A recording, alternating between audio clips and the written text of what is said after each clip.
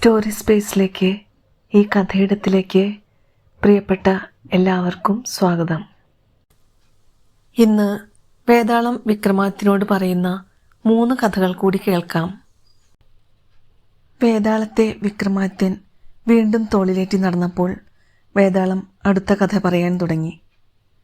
സൗമ്യകം എന്ന രാജ്യത്ത് 4 കുമാരന്മാരുണ്ടായിരുന്നു. അവർ 4 പേരും അസാമാന്യ പാണ്ഡിത്യമുള്ള ഒരു യോഗിയുടെ കീഴിലാണ് വിദ്യാഭ്യാസം ചെയ്തത്. സഞ്ജീവനി പോലുള്ള മന്ത്രങ്ങൾ പലതും പഠിച്ചെടുത്തവർ വിദ്യാഭ്യാസം പൂർത്തിയാക്കി സ്വഗൃഹത്തിലേക്ക് തിരിച്ചു. വനാന്തർഭാഗത്തുകൂടിയുള്ള യാത്രക്കിടയിൽ അവർ ഒരു ജീവിയുടെ അഴുകിയ ജഡം കണ്ടു. ആ ജന്തു മരിച്ചിട്ട് കുറച്ചു കാലമായെന്ന് അവർ ഊഹിച്ചു. തങ്ങളുടെ ശാസ്ത്രജ്ഞാനം ഒന്ന് പരീക്ഷിക്കാൻ അവർ തീരുമാനിച്ചു. ചിതറിക്കിടന്ന അസ്ഥികൂടങ്ങൾ ഒരാൾ യോജിപ്പിച്ചു. 2-മൻ അവയെ മാംസം കൊണ്ട് പൊതിഞ്ഞു.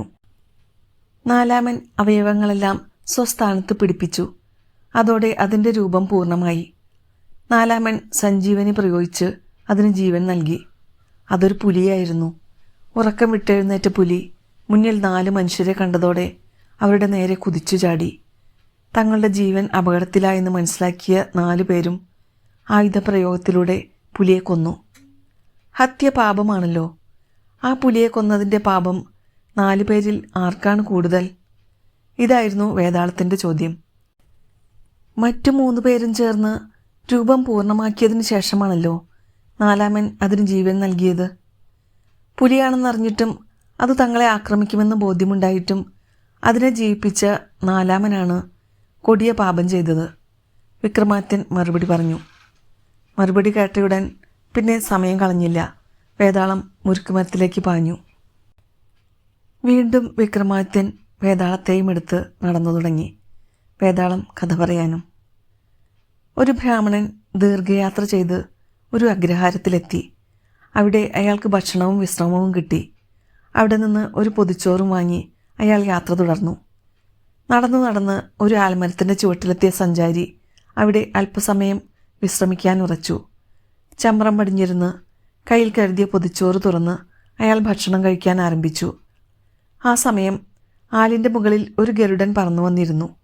അതിൻ്റെ കൊക്കിൽ ഒരു കാളസർപ്പവും ഉണ്ടായിരുന്നു. താമസിയാതെ ഗരുഡൻ സർപ്പത്തെ കൊത്തി തിന്നുവാൻ തുടങ്ങി. സർപ്പത്തിൻ്റെ ഉഗ്രവിഷം താഴെ ഭക്ഷിച്ചുകൊണ്ടിരുന്ന ബ്രാഹ്മണൻ്റെ പൊതിച്ചോറിൽ വീണു. ഈ വിവരം അറിയാതെ ചോറ് മുഴുവൻ ഭക്ഷിച്ച ബ്രാഹ്മണൻ അവിടെ വീണ് മരിച്ചു. ബ്രാഹ്മണൻ്റെ മരണത്തിൻ്റെ ഉത്തരവാദി ആരാണ്? അയാളെ കൊന്നതിൻ്റെ പാപം ആർക്കാണ്? വേതാളം ചോദിച്ചു. പൊതിച്ചോർ തയ്യാറാക്കി കൊടുത്തവരാരും പാപം ചെയ്തിട്ടില്ല. താൻ കഴിച്ച ഭക്ഷണത്തിൽ വിഷം കലർന്ന കാര്യം ബ്രാഹ്മണനും അറിഞ്ഞിട്ടില്ല. താഴെ ഒരാളിരുന്ന് ഭക്ഷിക്കുന്നതോ സർപ്പവിഷം അയാളുടെ ഭക്ഷണത്തിൽ വീണതോ ഗരുഡനും അറിഞ്ഞിട്ടില്ല. അപ്പോൾ ഇതേപ്പറ്റി പറഞ്ഞു നടക്കുന്നവർക്കാണ് പാപം. വിക്രമാദിത്യൻ്റെ മറുപടി കേട്ടതോടെ വേതാളം വീണ്ടും മുരുക്കുമരത്തിലേക്ക് മടങ്ങി. വീണ്ടും വിക്രമാദിത്യൻ വേതാളത്തെയും എടുത്ത് യാത്ര തുടങ്ങി. വേതാളം 17-മത്തെ കഥ പറയാൻ തുടങ്ങി. ഇന്ദ്രാവർത്ത രാജ്യത്തിൽ ധനവാനായ ഒരു വർത്തകന് അതീവ സുന്ദരിയായ ഒരു മകളുണ്ടായിരുന്നു, രത്നാവതി.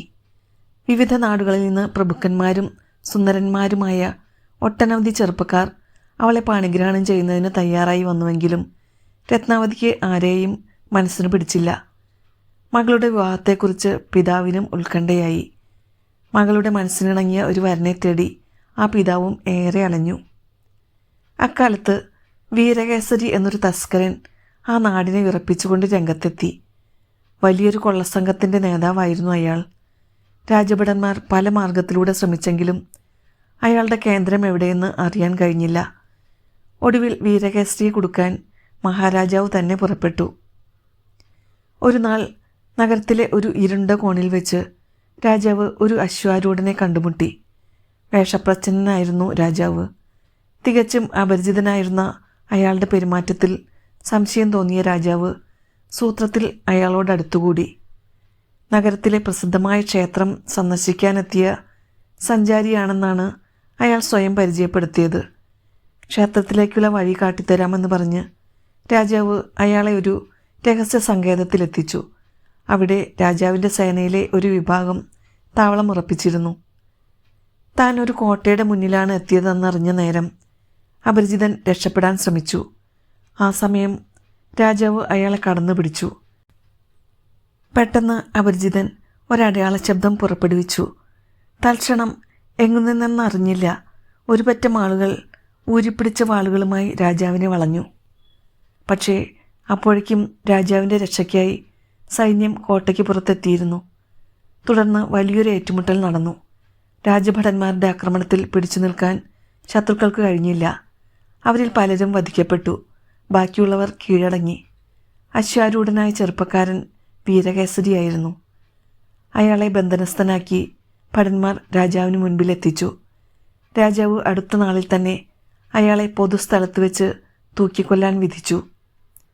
വീരകേസരി എന്ന കൊള്ളത്തലവനെ ബന്ധനസ്ഥനാക്കിയ വിവരമറിഞ്ഞ് നാട്ടുകാർ കൂട്ടത്തോടെ അയാളെ കാണാനെത്തി.